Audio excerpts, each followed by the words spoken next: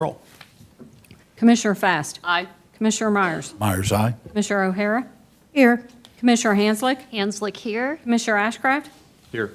Commissioner Allenbrand. Allenbrand, aye. And Chairman Kelly. Aye, everyone is here. I'd ask as a courtesy to our guests if we could move and take item number 3 first. Is there any objection there too? Okay, I'll ask the clerk to read item number 3, please.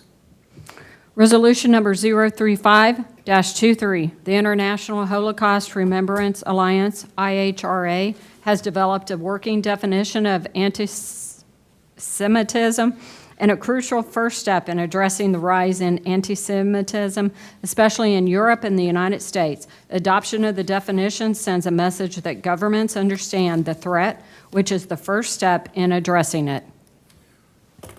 Mr. Connor, welcome. Good afternoon, Chairman, Commissioners. Joe Connor, Assistant County Manager. The item you have before you today is a request, and we've got a couple of guests here with us today. I want to introduce Gabriella Geller, Executive Director of the Jewish Community Relations Bureau, which is a part of the American Jewish Committee, and then Hillary Parker Thomas, who is a City of Mission Council member. But the request from the Jewish Community Relations Bureau is to adopt this resolution, which is a working definition of what anti-Semitism is. It also has 11 examples of specific things that are being mentioned in that resolution. There is a short presentation. I would ask Gabi to go through the presentation briefly if that's what we prefer. We can do that next week. We'd love to hear if that's okay. All right, so Gabi, come on up. And thank you so much to Chairman Kelly and all of the commissioners for having me here today. Just a brief introduction to what our organization is. JCRB AJC is sort of the external affairs or public policy arm of the Jewish community. We represent all of Western Missouri and all of Kansas. And I think of our work in sort of 3 categories. So one would be our government relations and public policy work. 2 is the interfaith and intergroup relations, so making sure that we have those positive relationships with other communities and fostering ties of understanding. And then 3 is all of the work responding to anti-Semitism, working with media, law enforcement when those incidents occur, as well as all of our work in the educational space. And we work with 15 schools throughout, 15 school districts, throughout our region, trying to prevent and address anti-Semitism in schools. And so we're here today to talk about adopting this definition of anti-Semitism, because in order to combat anti-Semitism, we first have to define it. And I'll kind of talk through why this is so important and timely at this moment. Do I have the ability to do this? Oh, look at that. So just to give an overview of why this is such a crucial conversation to be having right now, anti-Semitism is at the highest levels that it has ever been in the United States since tracking began 4 decades ago. This is just a little snapshot of some of the incidents that have occurred in the United States over the past couple of years to give you an idea. And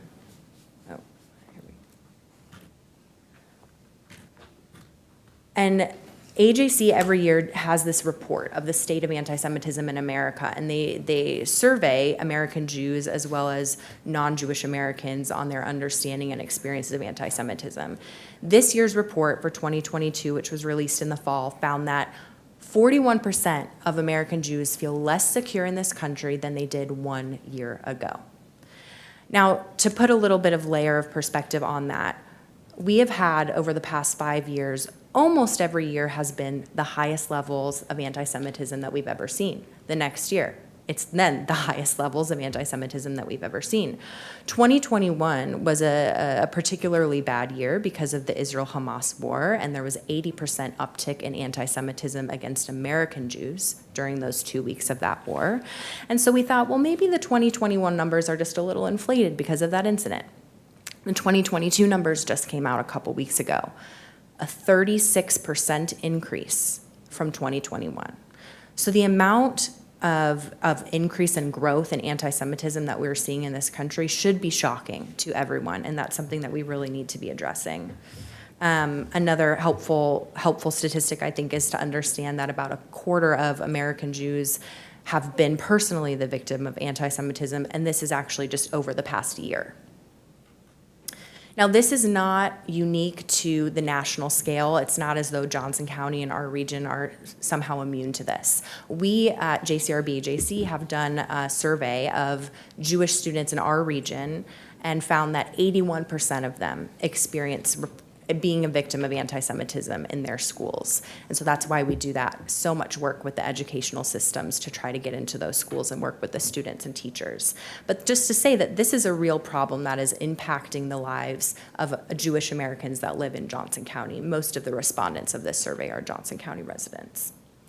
There's so much that people don't understand about anti-Semitism. It is not a straightforward form of hatred or prejudice. People don't know that anti-Semitism doesn't only affect religious Jews, that it affects all Jews, like these students in these schools who are having pennies thrown at them or horrible remarks made or Heil Hitler salutes. They don't know that anti-Semitism is perpetuated through dog whistles and tropes and code words. And so you could actually be listening to somebody go on an anti-Semitic tirade, and they could never say the word Jew, and you could have no idea that that's actually what they're talking about, because these are conspiracy theories where that education of what words are being used and the charge behind them and the historical context, if you're not aware of that, you could be staring anti-Semitism in the face and really have no idea. People don't understand that anti-Semitism is a unique form of hatred in terms of punching up versus punching down, the conspiracy theories that form the crux of anti-Semitism, and that there are stereotypes that people think of as positive that actually have been used to justify violence against our community for centuries. And that people don't understand that it's more than just a hatred of Jews. You don't have to feel hatred towards Jews to be perpetuating anti-Semitism. You could be perpetuating stereotypes that you think, as again, are positive, and actually be creating an environment that's dangerous for our community. Now, about a third of Americans don't even know what the word anti-Semitism means. They could not even say to you that it means hatred or prejudice against Jews at all. Let's think about a third of Americans don't even know how to define the word. And the other 2/3, they probably don't know much, right? They don't know these code words and these dog whistles and the historical context and all those things that I just mentioned. And so that's where we find that education on anti-Semitism is both our biggest barrier, but it's also our biggest opportunity. And that's where this definition comes in. It might seem like a small step. Well, you know, in the scheme of combating anti-Semitism, what's the use in just passing a definition? But actually, getting our leadership and our elected officials on board with understanding what constitutes anti-Semitism, what isn't anti-Semitism, as well as making that definition available for city agencies, county agencies, such as the sheriff's department, law enforcement, is so helpful, because I have actually quite often instances with law enforcement where there is an incident that's clearly, from our perspective and our knowledge and experience, an anti-Semitic incident, but because it may use those code words or conspiracy theories, or because, as I said, there's just so much education that needs to happen, it's not clear to law enforcement that that is anti-Semitic. And so getting them on board, giving them this educational resource as a guiding tool that can help them in their work genuinely impacts their ability to identify and address anti-Semitism when it occurs. So this definition of anti-Semitism is the gold standard definition. It was created in around 2016 by the International Holocaust Remembrance Alliance. The U.S. Was also involved in the creation of this definition. It was created under the Obama administration, used heavily in the Trump administration, and used again now in the Biden administration, which is to say it is a nonpartisan definition in all counts. It is the policy and the definition on record with the Department of Justice, Department of State, Department of Education, as well as over 39 countries around the world, including the OAS and the EU. So it is, as I said, the gold standard definition. And what's really unique about this definition and helpful are the 11 examples that it comes with. This is just sort of the overview, which I think is really important. And then you all have in your informational packets additional information and those 11 examples, which really try to pinpoint what contemporary anti-Semitism looks like today in our society.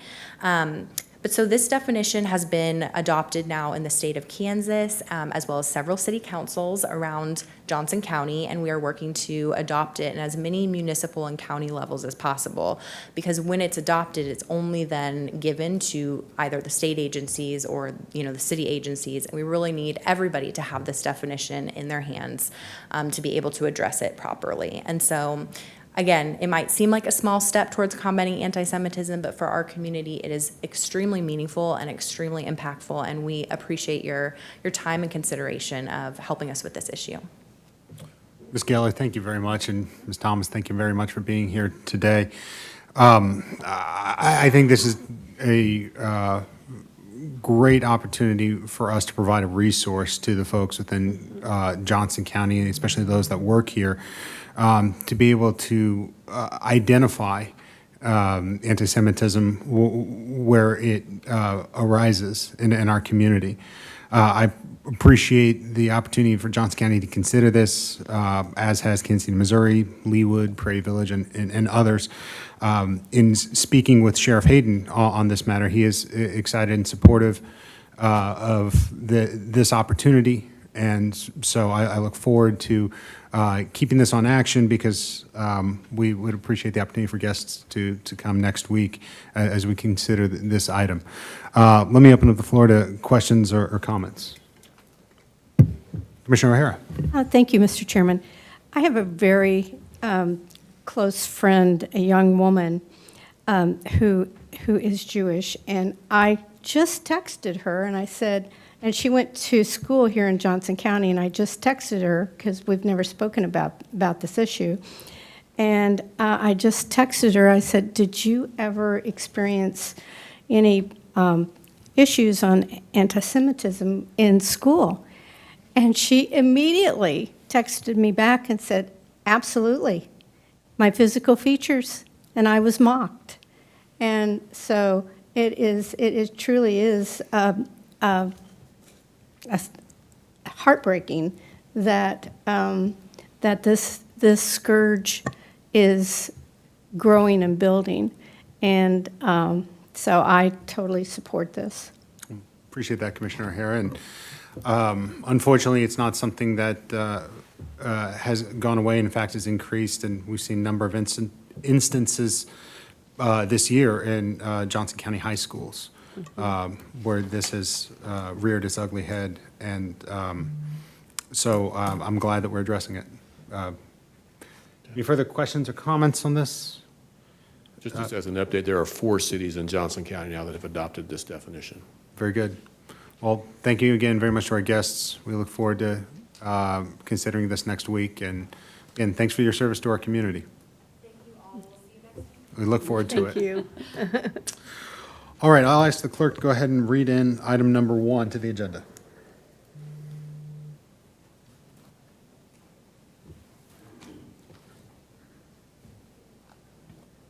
I apologize.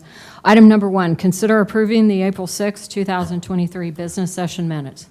Any questions? All right, would you please read item number 2? Consider authorizing a contract extension with MEI Total Elevator Solutions for elevator maintenance services in the amount not to exceed $185,000 for a period of 1 year, with the option to renew for 3 one-year periods, utilizing the University of Kansas Procurement Services Contract number 17010684. All right, we have Mr. Barron here from Facilities. Is there a presentation, Mr. Barron? No? Okay. Questions, Commissioner Ashcraft? I will like to visit with Mr. Barron before next week, and please remove from consent. Okay, we'll take this off consent. Any questions at this time? No. Okay, item number 4, please. Resolution number 031-23. Consider adopting resolution number 031-23, amending the Johnson County zoning and subdivision regulations for the purpose of regulating accessory buildings within unincorporated Johnson County. Jay Leipzig is here on this item. Mr. Leipzig, good afternoon. Mr. Chairman, I appreciate the chance to make a few comments. Jay Leipzig. Normally on text amendments, these type of things, I will usually say just a brief introduction of what the item is. This basically creates an accessory building use permit.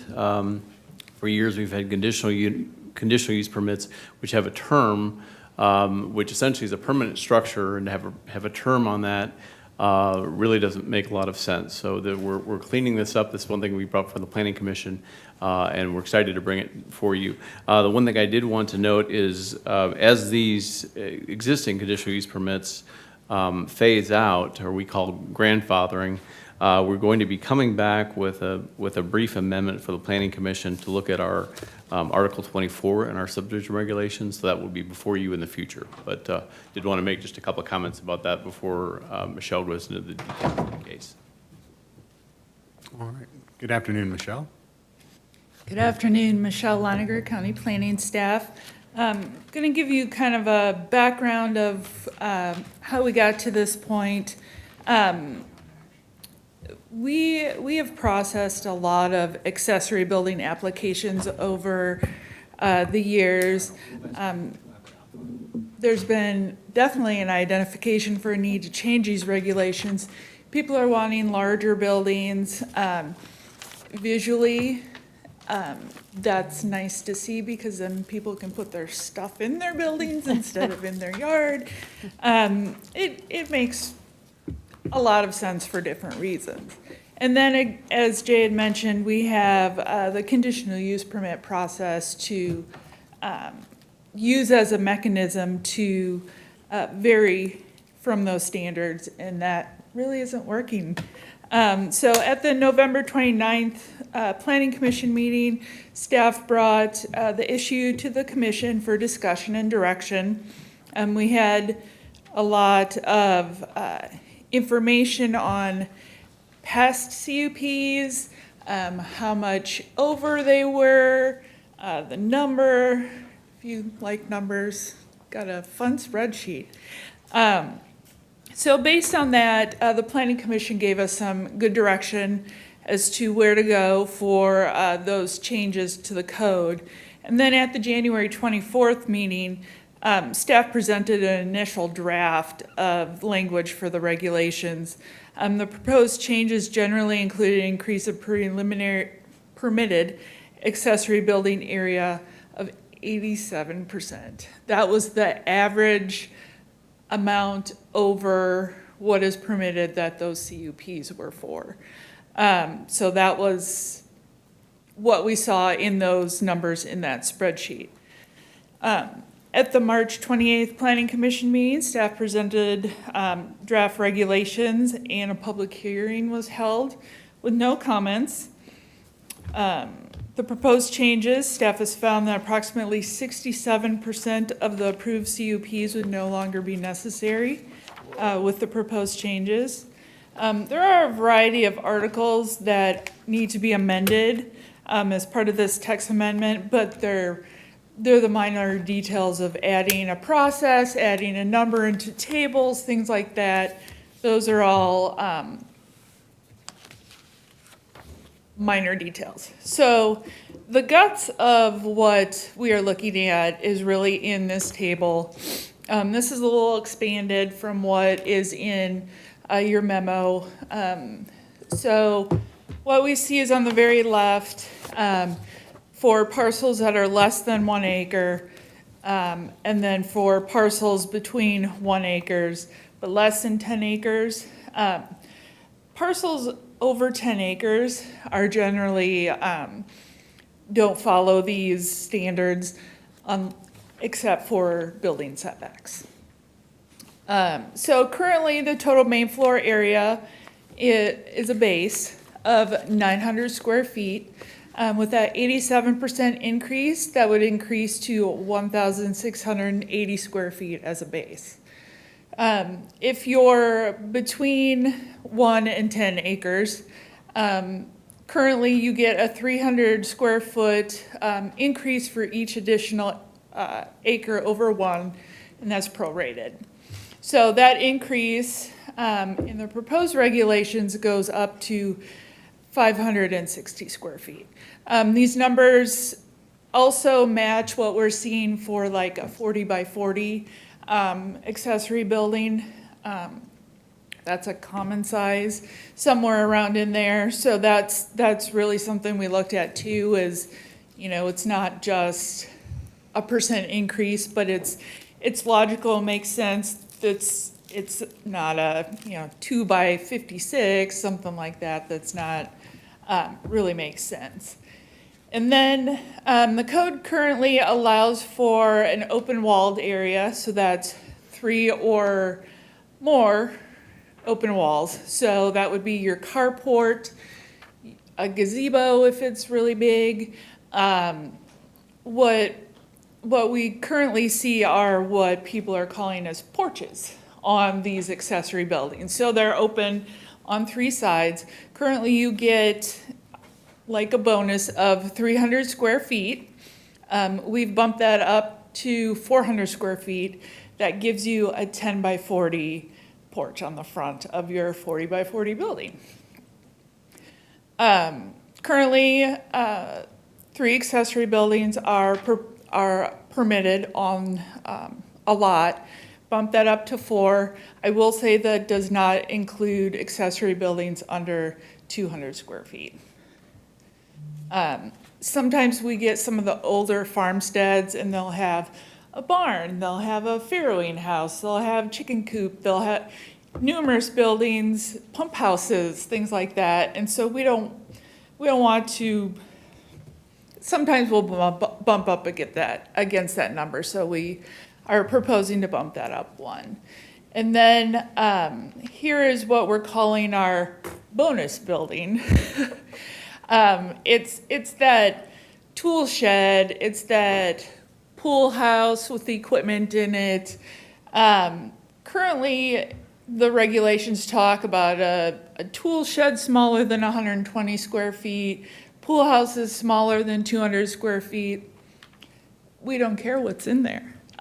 We care about the area. So we combine those 2 into one, what we're calling a bonus building. So you get 1 permitted shed that doesn't count towards your overall maximum, 200 square feet or smaller. The key to that also is that's the number for a building permit. So if you're over 200 square feet, you would need a building permit. If you're under that, you would not. So we do have some rhyme and reason to some of these numbers. And actually, our history really helped us form those numbers. The other key thing that Jay mentioned is our new process for if you would like to deviate from these standards. There's other standards as far as location and things like that in the proposed regulations. But if you'd like to vary from those, today the process is a conditional use permit. Like Jay said, the problem with that is that they have expiration and people have to come back, they forget about them. Typically, they are just renewed. Not only is it cumbersome for the property owner, it takes up staff time, it takes up zoning board time, it takes up your time for something that it's just really a procedural thing. We mirrored what we're calling our accessory building use permit after an existing process that we have in our code for accessory dwelling units.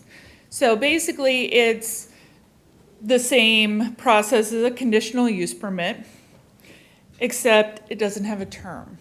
So it allows for the public hearing, the review at the zoning board, at the Board of County Commissioners level, all of the same process. It just does not have that term limit like a conditional use permit is required to have.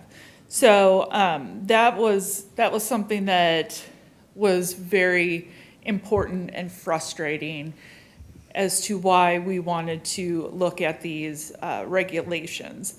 The Planning Commission at their March 28th meeting did hold a public hearing, and they did vote unanimously to recommend approval as proposed by staff. So I know that was a lot in a little bit amount of time, so can answer any questions. Sure, Commissioner Hanslick. I just want to say hooray. So thank you. Commissioner O'Hara. Yes, this was badly needed. This was unnecessarily burdening the process and limiting property rights, in my opinion. So, and I understand that one of my appointments has a CUP on her property and that she was required to abstain from voting. She was not required. She did that on her own to remove the sense of propriety. Anyway, she's very Yes. supportive of it. So it definitely unanimous, definitely something that needed to be done, and I congratulate you on wading through this and bringing a lot more streamline to the process. Commissioner Ashcraft. Thank you, Mr. Chair. Ms. Lindinger, how will you handle the multitude of permits currently out there? Will they be grandfathered out or grandfathered in, or will they have to come back and you tell them not to worry? How will this be handled? And that's kind of what Jay spoke to as far as the amendment that we're going to bring back, just to tweak this, to clarify that anything that, any CUP that would now meet the standards, that would just kind of fall away because they would meet. Anything that would continue to need a conditional use permit, the proposal is to put verbiage in the code to allow for that to transfer to what we're calling an ABU permit. And then that way, the only time they would need to come back is if they're wanting to change it. But how, will they be notified, or is it just, if they find out, great, if not, they come back and you'll tell them one at a time? Commissioner Ashcraft, Jay Leipzig, yes, so they will be notified, and the short answer to your question, they'll be grandfathered in. Okay. Commissioner Allen Brady. Thank you, Mr. Chair. Great job. I know you guys have been working on this for some time, maybe even several years. Mr. Chair, I was just wondering, since this is kind of cleanup, can this go on consent, or does somebody object to? I know it's a planning item. Let me ask legal counsel if this would be, since it's a policy matter, something that can go on to. It's a procedural. Or a procedural matter. Sorry to be such a I troublemaker. will look into that matter and get back. I have never seen adoption of a regulation on a consent agenda, Okay. but I will look into it because All if right. we're able to, I would, I'll report back and have that answer by tomorrow. Just make if sure that's the okay. spelling is always correct, otherwise. We'll do. Commissioner O'Hara. Yeah, I think that because this is a change in public policy, that'll have to stay on action. And I think just, maybe this will be one more opportunity for folks who live out in the rural areas that will be notified that their life will be simplified and they won't be required to go back through the process. Fair point. All right. Well, thank you, Michelle. Thank you, Jay. Would the clerk read item number 5 into the record, please? Consider an agreement with Johnson County Park and Recreation District to provide 50% cost share to the wetland improvement project at Heritage Park Lake in an amount not to exceed $820,488. Good afternoon, Commissioners. Heather Schmidt, Stormwater Management Program. Sorry. Can you get closer to the mic, please? Thank you. No problem. And I think I screwed this up already. Just going to go there. Okay. This item is to consider an agreement with the Johnson County Parks and Recreation District to cost share on a stormwater quality improvement project at Heritage Park Lake. JCPRD is planning improvements at the lake this summer, and as part of that work, we'll be installing a wetland forebay immediately upstream of the lake. This wetland forebay will help improve water quality in the lake as well as downstream in the Blue River watershed. A wetland forebay at the Heritage Park Lake was identified as a potential water quality improvement project in the Watershed Master Plan for Watershed Organization 3. JCPRD presented the project for evaluation by the members of Watershed Organization 3, and they approved and recommended this project to the Stormwater Management Advisory Council for consideration, and SMAC approved the project at its meeting in March. Funding for this project will come from the $1.5 million allocated for stormwater quality improvement projects in the 2023 Stormwater Management Program expenditures approved by the board last fall. And I'll stand for any questions. Thank you very much. Commissioner O'Hara? Yes, this is in my district. And did they not dredge Heritage Park a few years ago? That's what they're planning on doing this Oh, summer. okay. I knew And that it that's was. part of, in- Okay, so they're dredging it, plus they're building the wetlands. Right, Okay. Yeah, it's definitely needed. yes. Commissioner Ashcraft?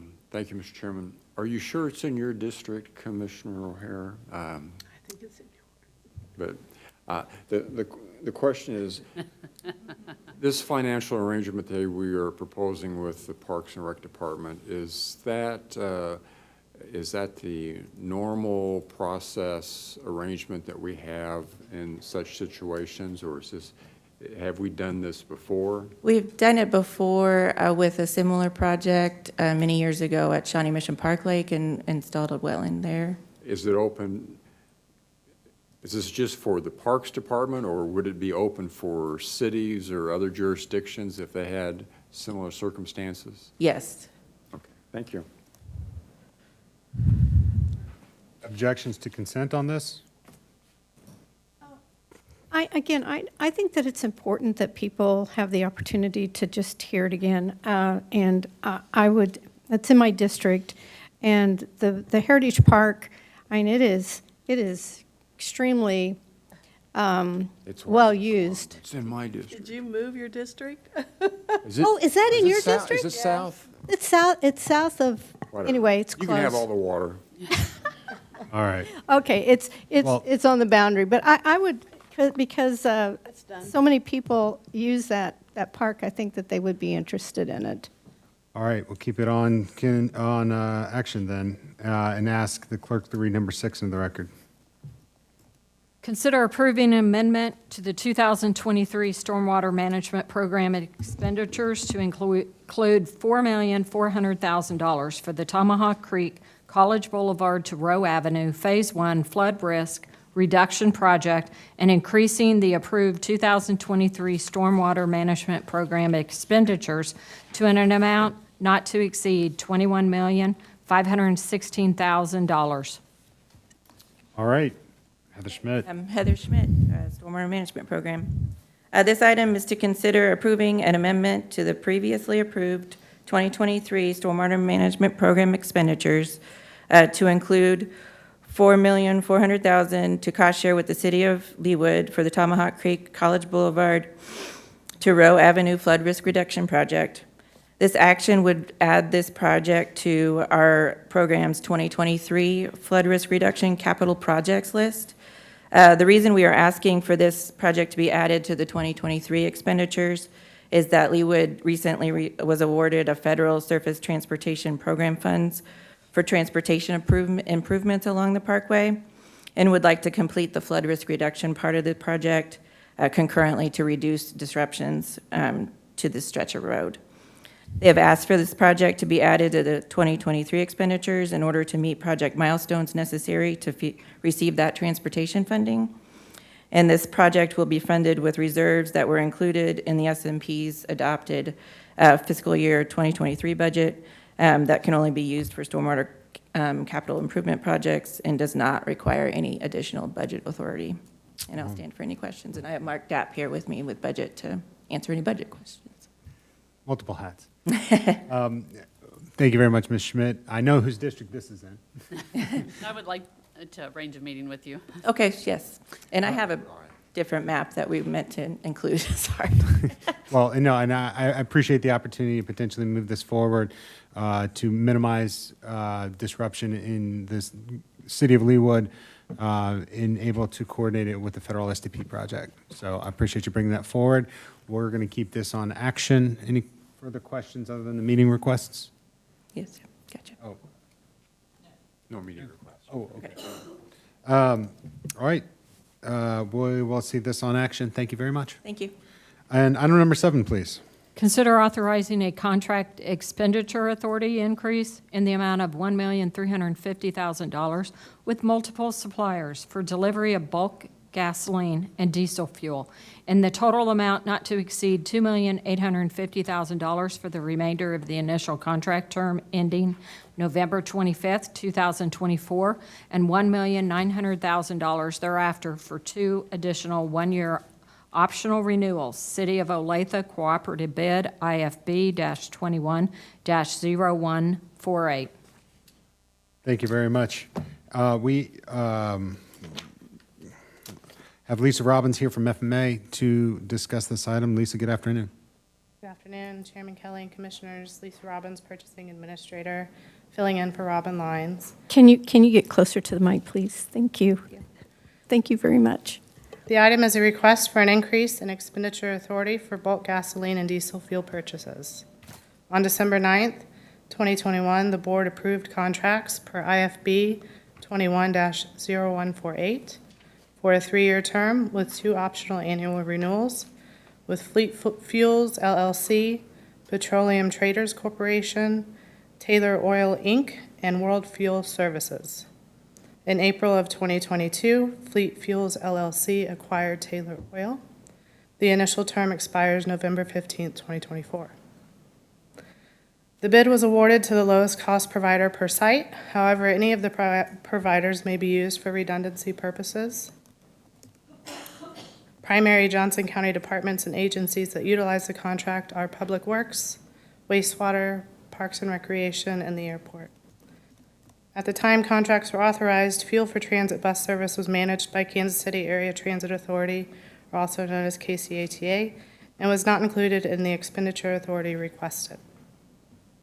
In August of 2022, management of all transit services was brought back under the management of Johnson County. KCATA was utilizing a competitively solicited contract with Mansfield Oil for Johnson County Transit Services that expires April 30th, 2023. KCATA renewed the contract for another year with Mansfield Oil. However, the cost has increased from the previous contract.